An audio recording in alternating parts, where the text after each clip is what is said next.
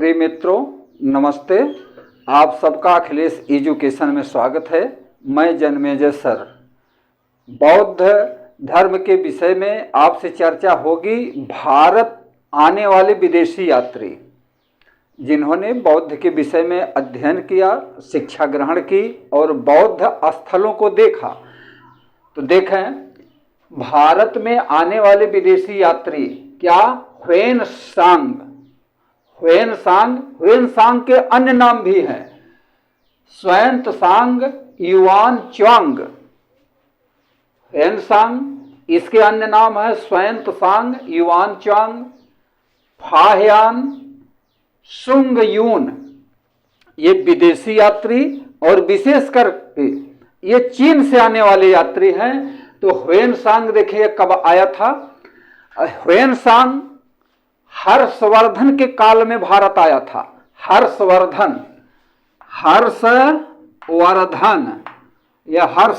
काल में भारत आया था। और हर्षवर्धन का शासन भारत में रहा कब? 606 से 647 ईस्वी में।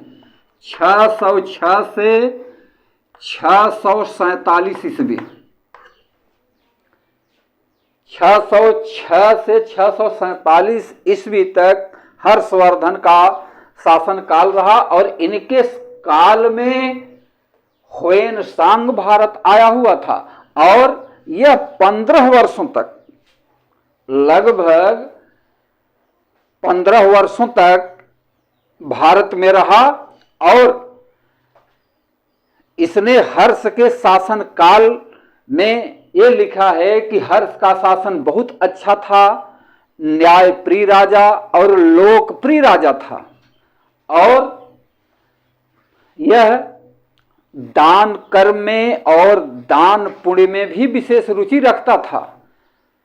और यह न्याय के कार्यों में अग्रणी था और कठोर दंड भी देता था। तो इसलिए हर्ष का शासन काल बहुत अच्छा था। और इस तरह से ह्वेनसांग ने हर्ष के शासन काल में 15 वर्ष का समय बिताया है। और यह भी कहा जाता है कि हर्ष बौद्ध धर्म में लगाव रखता था। हर्ष बौद्ध धर्म में लगाव रखता था। और हर 5वें वर्ष यह प्रयाग मेले में, उस समय प्रयाग कहा जाता था, प्रयागराज नहीं बल्कि प्रयाग।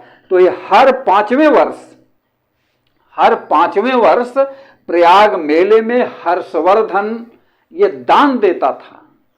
और दान के विषय में, इसके विषय में यह सुना गया है या कहा जाता है कि एक बार इसके दान देने में इसके पास कुछ नहीं बचा तो केवल शरीर के कपड़े ही बचे रहे। इतना बड़ा दानी हर्षवर्धन था। और इतना ही नहीं, हर्षवर्धन ये बौद्ध धर्म में लगाव रखता था। तो यह एक बार बौद्ध सभा भी बुलवाया कन्नौज में 7वीं शताब्दी में। कहा? कन्नौज में 7वीं शताब्दी में एक बार यह बौद्ध सभा का भी आयोजन किया है। 7वीं शताब्दी कब हो गई? यह 600 है। तो 600 के बाद जब शुरू हो जाता है, 600 से 1 2 3 4 वर्ष ये हो जाए, 600 के ऊपर जब चलने लगता है तो वो 7वीं शताब्दी कहा जाता है। तो इस प्रकार से देखा जाता है कि हर्ष का शासन 606 से 647 था। तो वह 600 ईस्वी यानी 600 के बाद जो है 7वीं शताब्दी हो जाता है। तो 7वीं शताब्दी में कन्नौज में, कब? 7वीं शताब्दी में कन्नौज में एक बौद्ध सभा का आयोजन भी करवाया था। अब आप लोग सुनकर के यह आश्चर्य में पड़ेंगे कि 4 बौद्ध सभाएं तो बताई गई हैं। 4 बौद्ध सभाएं बताई गई हैं। तो एक यह 5वीं हो जाती है और 5वीं सभा जो है हर्षवर्धन के शासनकाल में हो जाती है। अब देखें फाह्यान, चूंकि हर्ष ने कई ग्रंथों का लेखन भी किया है, लेकिन हमें उस पर अभी नहीं चलना है, हमें केवल बौद्ध धर्म से लेकर के चलना है। आगे बताएंगे तो यह समय अधिक लगेगा, इसके विषय में आगे फिर चर्चाएं होगी। तो आइए अब देखते हैं अगला, चीनी यात्री फाहियान। फाहियान यह चीनी यात्री चंद्रगुप्त द्वितीय यानी गुप्त शासन काल में, और किसके शासन काल में? गुप्त शासन काल के प्रतापी सम्राट चंद्रगुप्त द्वितीय के शासन काल में यह भारत आया था। और चंद्रगुप्त द्वितीय का शासन काल कितना रहा? ये 399 से 414 ईस्वी, 399 से 414 ईस्वी, यानी इतने वर्षों में। क्योंकि चंद्रगुप्त का शासन, गुप्त वंश का शासन 319-20 से ही प्रारंभ हो गया था, तो 4 से 14, 399 से 4 से 14 ईस्वी, लगभग 15 वर्षों तक, लगभग कितना? 15 वर्षों तक फाहियान भारत में रहा। 399 से 4 से 14 ईस्वी तक, लगभग 15 वर्षों तक यह भारत में रहा। और भारत में रह करके इसने विभिन्न स्थानों का भ्रमण किया है। और भारत आने का उद्देश्य क्या था? इन विदेशी चीनी यात्रियों का भारत आने का उद्देश्य क्या था? कि बौद्ध ग्रंथों का अध्ययन तथा पवित्र बौद्ध धर्म स्थलों का भ्रमण, बौद्ध ग्रंथों का अध्ययन तथा पवित्र बौद्ध स्थलों, यानी बौद्ध स्थल जितने थे वो सभी ही पवित्र ही थे, सभी पवित्र ही थे। तो इसीलिए बौद्ध स्थलों को पवित्र कहा गया है कि बौद्ध ग्रंथों का अध्ययन और बौद्ध धर्म स्थलों का भ्रमण या दर्शन करना इन यात्रियों का ध्येय रहा है, उद्देश्य रहा है। और यह फाहियान विभिन्न धर्मस्थलों, बौद्ध धर्मस्थलों का भ्रमण किया है। कौन से जगह या धर्मस्थल हैं? वो गांधार, तक्षशिला, पेशावर, कश्मीर, लुम्बिनी, श्रावस्ती, संकिस्सा और श्रावस्ती का जेतवन, श्रावस्ती का जेतवन, रामग्राम कौन?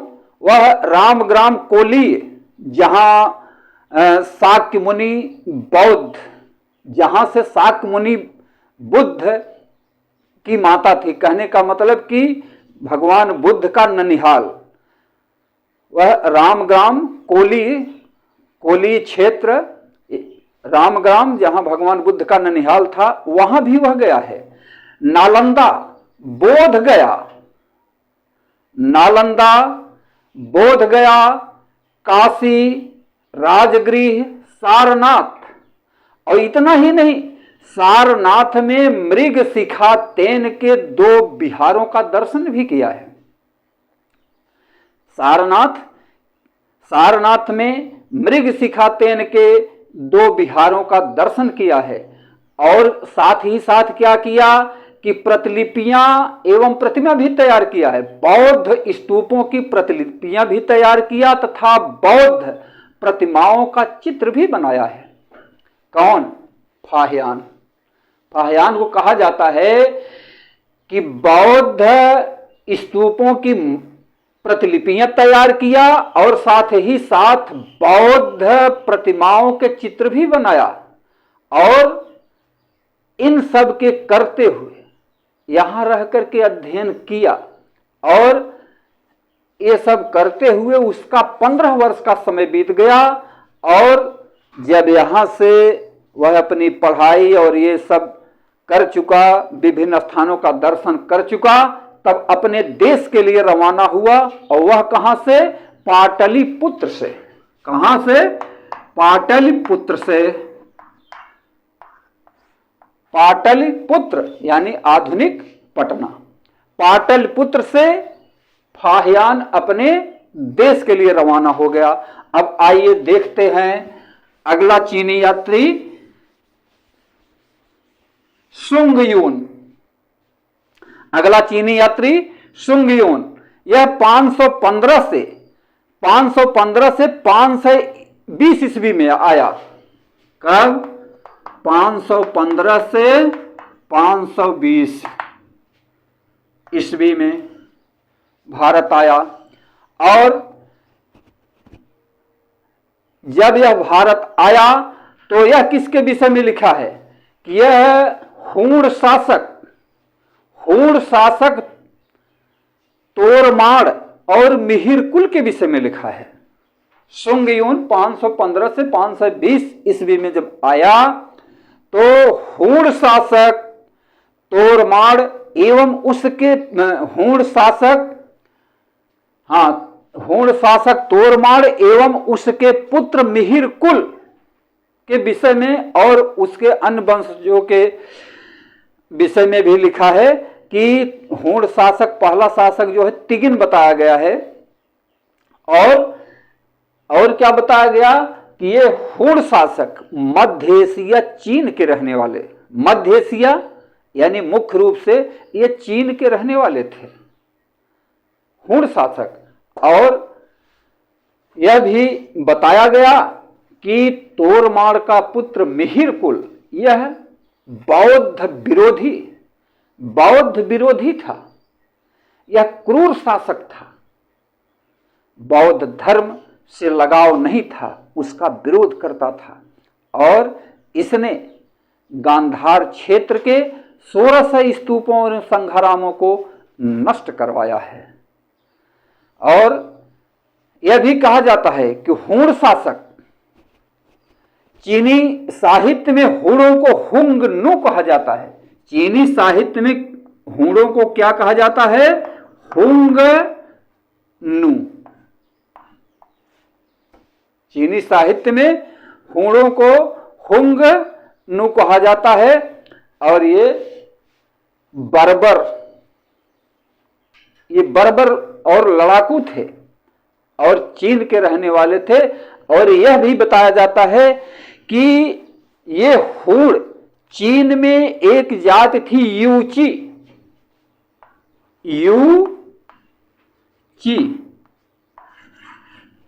चीन की एक जाति यूची थी। यूची जाति को देश से बाहर निकलने के लिए हूणों ने बाध्य कर दिया। तो इस तरह से ये हूण जो है असभ्य, यूं कहिए कि असभ्य और बर्बर थे। ये चीन के रहने वाले और एक चीनी जाति यूची को देश से बाहर निकालने के लिए बाध्य कर दिया, विवश कर दिया। अब आइए देखते हैं बौद्ध शिक्षा के केंद्र। क्या? बौद्ध शिक्षा के केंद्र। उस समय, बुद्ध के समय, बौद्ध शिक्षा के केंद्र, बौद्ध शिक्षा के केंद्र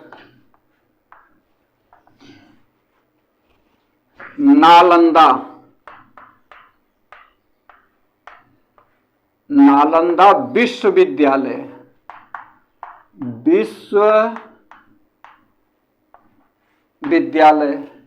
विक्रमशिला विश्वविद्यालय, नालंदा विश्वविद्यालय,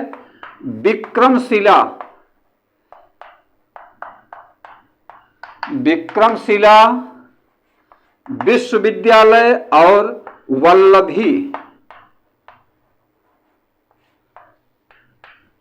नालंदा विश्वविद्यालय, विक्रमशिला विश्वविद्यालय और वल्लभी विश्वविद्यालय, ये शिक्षा के केंद्र, ये प्रसिद्ध शिक्षा के केंद्र उस समय थे।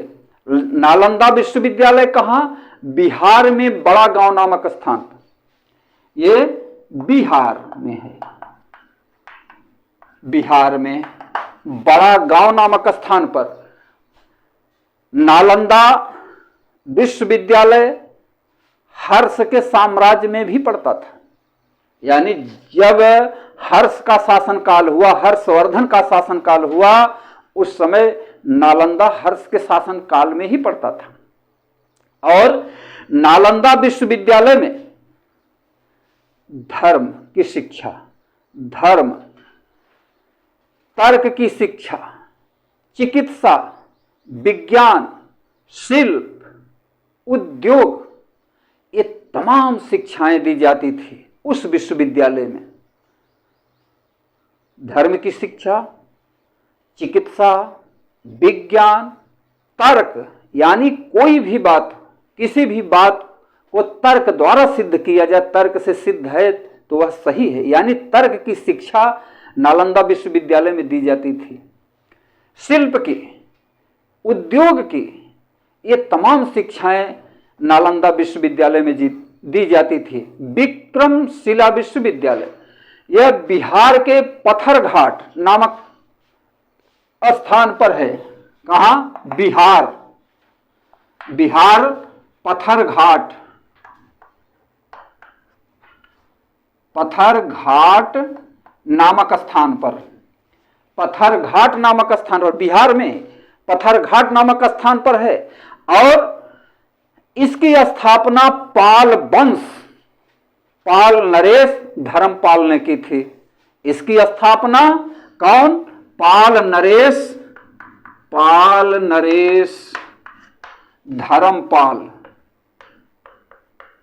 धर्मपाल ने की थी। आइए अगला विश्वविद्यालय देखते हैं, वल्लभी विश्वविद्यालय। वल्लभी विश्वविद्यालय यह गुजरात के काठियावाड़ क्षेत्र में पड़ता है। गुजरात के काठियावाड़ क्षेत्र में, गुजरात के काठियावाड़ क्षेत्र में पड़ता है। और इसकी स्थापना भट्टारक ने की थी। कौन? भट्टारक। ये कहा जाता है कि मैत्रक वंश का, भट्टारक मैत्रक वंश,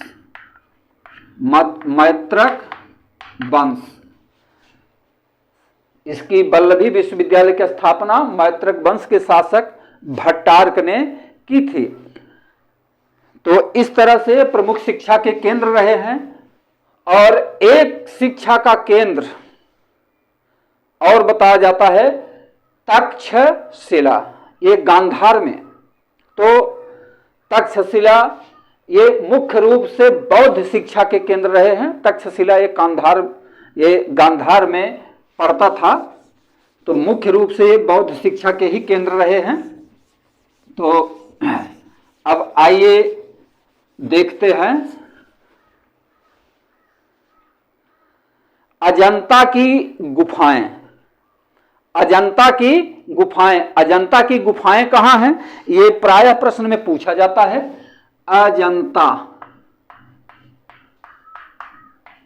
अजंता की गुफाएं, ये प्रायः प्रश्न में पूछा जाता है। क्यों? कि ये जो बौद्ध टॉपिक पढ़ाया जा रहा है, आपको बौद्ध के विषय में जानकारी और साथ ही साथ परीक्षा में पूछे गए प्रश्नों के उत्तर देने के हिसाब से आप के साथ चर्चा की जा रही है, पढ़ाया जा रहा है, बताया जा रहा है। तो अजंता की गुफाएं प्राय पूछा जाता है। अब अजंता कहाँ है? ये महाराष्ट्र में औरंगाबाद के पास। महाराष्ट्र माने बॉम्बे, औरंगाबाद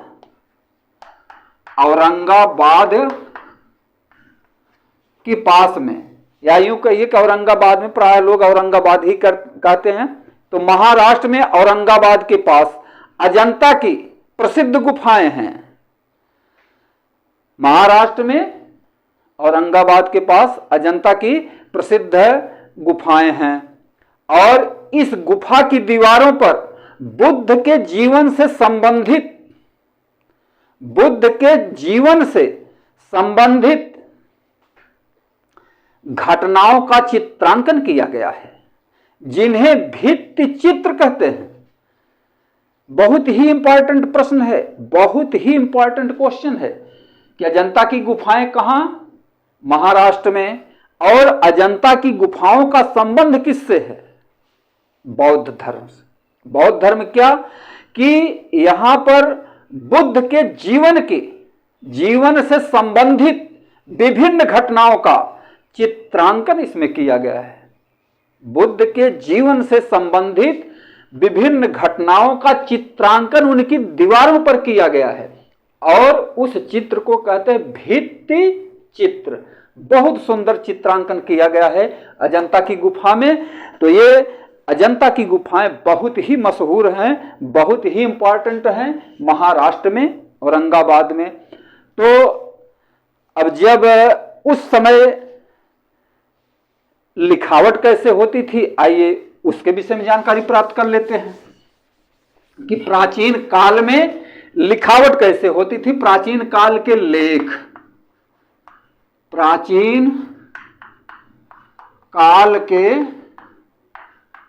लेख, आप इतिहास पढ़ रहे होंगे, उनके अध्ययन में देखते होंगे कि जगह जगह पे खुदाई होती है, जो टीले पाए जाते हैं तो उनकी खुदाई होती है, तो उन टीलों में बहुत सारी वस्तुएं मिलती हैं, उस समय के अवशेष मिलते हैं, तो उससे जो है उनके विषय में जानकारी प्राप्त की जाती है कि ये किस समय के रहे होंगे और क्या क्या वस्तुएं प्राप्त होती हैं। तो आइए इनके विषय में देखते हैं कि प्राचीन काल के लेख, ताड़पत्र, ये लेख कैसे थे? ताड़पत्र, ताड़पत्र, भोजपत्र, भोजपत्र, ताम्रपत्र, ताड़पत्र, भोजपत्र, ताम्रपत्र, स्तंभलेख, शिलालेख, स्तंभलेख, शिलालेख, अभिलेख,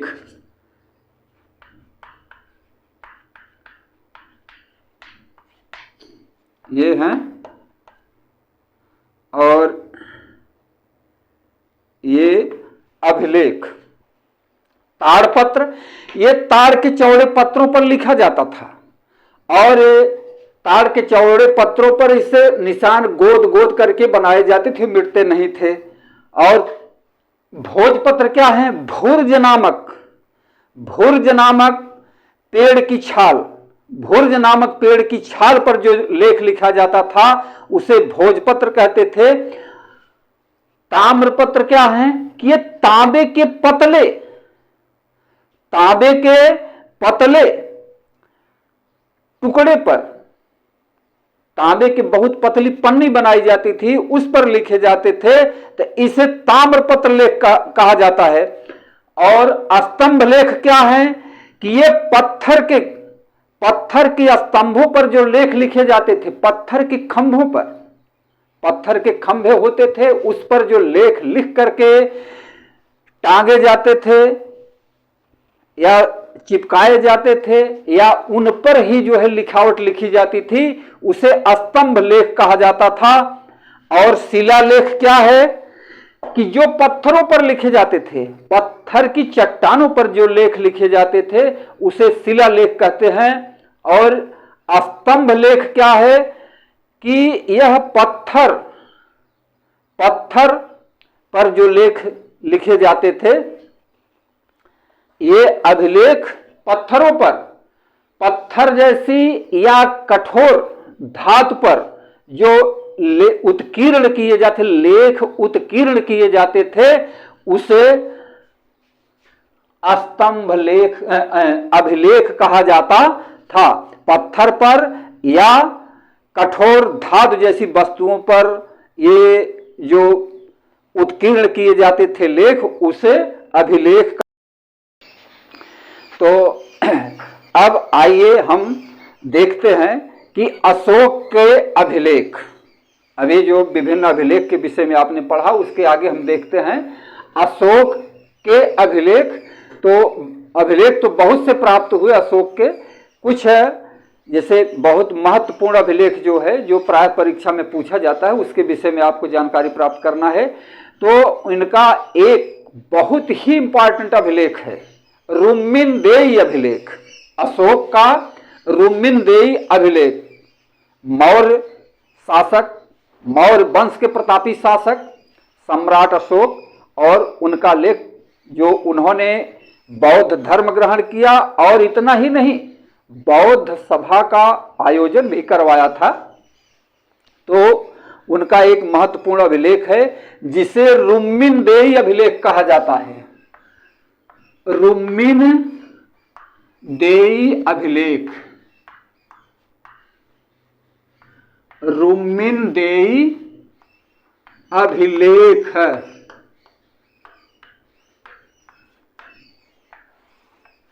यह रुम्मिनदेई अभिलेख नेपाल की तराई लुम्बिनी से प्राप्त हुआ। यह अभिलेख नेपाल की तराई लुम्बिनी, यानी जहां भगवान बुद्ध का जन्म हुआ था, वहां से यह अभिलेख प्राप्त हुआ, और इसे रुम्मिनदेई का अभिलेख कहा जाता है। इससे यह पता चलता है, इस अभिलेख से यह पता चलता है कि गौतम बुद्ध का जन्म लुम्बिनी में हुआ था। और दूसरी बात इससे यह भी पता चलता है कि सम्राट अशोक अपने राज्याभिषेक के 20 वर्ष बाद लुम्बिनी गया हुआ था। सम्राट अशोक अपने राज्याभिषेक के 20 वर्ष बाद लुम्बिनी गया, और भगवान बुद्ध की पवित्र स्थली, जन्म स्थली होने के कारण सम्राट अशोक ने वहां के लोगों को, यानी लुम्बिनी की जनता के लिए बहुत बड़ी राहत दी कर में। क्या कि धर्म कर से मुक्त कर दिया, धर्म कर से मुक्त किया, और भूमि पर लगने वाला कर, भूमि पर लगने वाला कर को उसने घटा दिया। तो इससे ये दो बहुत महत्वपूर्ण बातें इस अभिलेख में हैं कि धर्म कर से मुक्ति, धर्म कर से मुक्ति कहां? लुम्बिनी की जनता के लिए भगवान बुद्ध की जन्मस्थली होने के कारण धर्म अशोक ने वहां जाकर के यह घोषणा की कि धर्म कर से मुक्ति, और दूसरी बात भूमि कर का 8वां भाग, भूमि कर का 1/8 भाग जनता के ऊपर लगाया। जो भूमि कर जितना लगता था उसे घटा करके 1/8, और किसी किसी किताबों में यह मिलता है कि उपज का 8वां भाग, उपज का 8वां भाग, उपज का 8वां भाग ये लुम्बिनी की जनता के लिए था। तो सम्राट अशोक बौद्ध धर्म को जब अपनाया तो भगवान बुद्ध की जन्मस्थली पर लगने वाले कर को वहां की जनता के लिए इसने जो है छूट प्रदान किया कि धर्म कर से मुक्त कर दिया, और उपज का 1/8 भूमि कर के 1/8 अथवा उपज का 8वां भाग वसूला जाता था। अच्छा, रुम्मिनदेई का जो अभिलेख प्राप्त हुआ है उसमें कुछ लिखे हुए अक्षर हैं, तो आइए जरा देखते हैं कि इसे हम सभी पढ़ पाते हैं या लिखा जा रहा है, इसे पढ़ पाते हैं कि नहीं। जो अक्षर प्राप्त हुए हैं उस अभिलेख से जरा ये देखिए, रुम्मिनदेई अभिलेख के जो अक्षर हैं जरा इनको देखिए। ये रुम्मिनदेई अभिलेख के अक्षर हैं, इनको देखिए।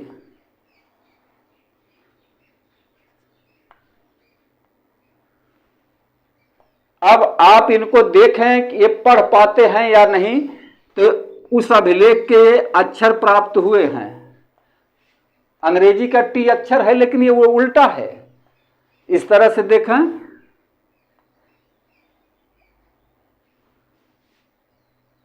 ये रुमिनदेही अभिलेख के अक्षर हैं। ये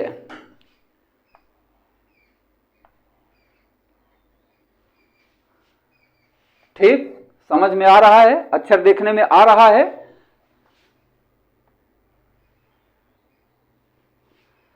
रुमिनदेही अभिलेख के अक्षर, जरा इसको आप देखें।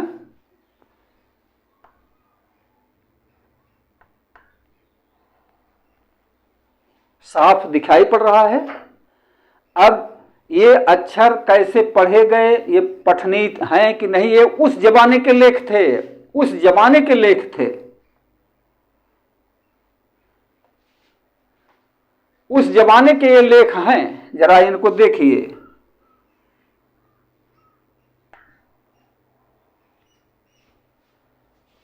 इस तरह के लेख उस रुमिनदेही अभिलेख में प्राप्त हुए हैं।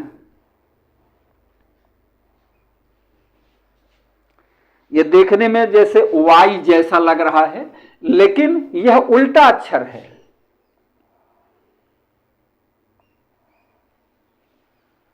वाई जैसा है, उल्टा अक्षर है। इस तरह के लेख जो है रुमिनदेही अभिलेख में ये प्राप्त हुए हैं।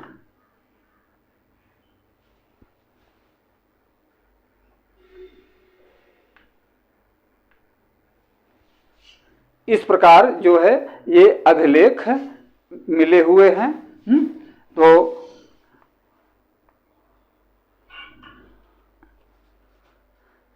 और इस तरह से बहुत सारे अक्षर हैं।